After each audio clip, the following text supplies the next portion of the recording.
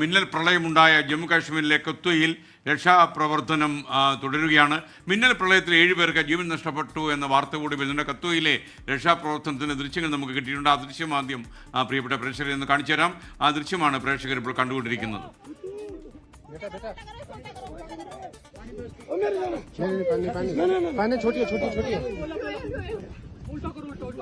അജീഷ് ജയകുമാറാണ് വിവരങ്ങളുമായി നമുക്കൊപ്പം ചേരുന്ന. അജീഷെ, നിലവിളികളൊക്കെ കേൾക്കുന്നുണ്ട്. ഒരുപാട് ആൾക്കാർക്ക് പരിക്കേറ്റിട്ടുണ്ട് എന്നാണ് വിവരം ലഭിച്ചിരിക്കുന്നത്. കൂടുതൽ വിശദാംശങ്ങൾ എന്തൊക്കെയാണ് പറയും?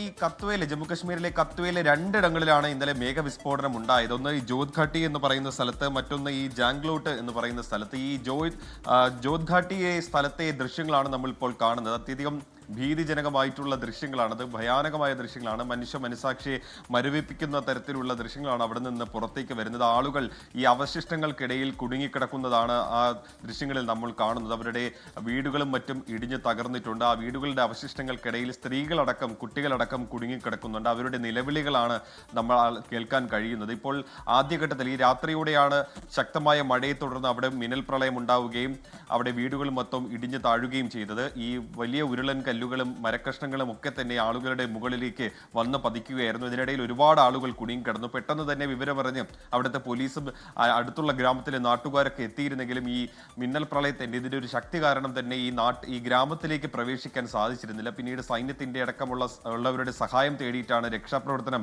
തുടങ്ങാൻ കഴിഞ്ഞത്. ഇതുവരെയ്ക്കും ഈ ജോധ്ഘാട്ടിയിൽ മാത്രം 5 പേർക്കാണ് ജീവൻ നഷ്ടമായത്.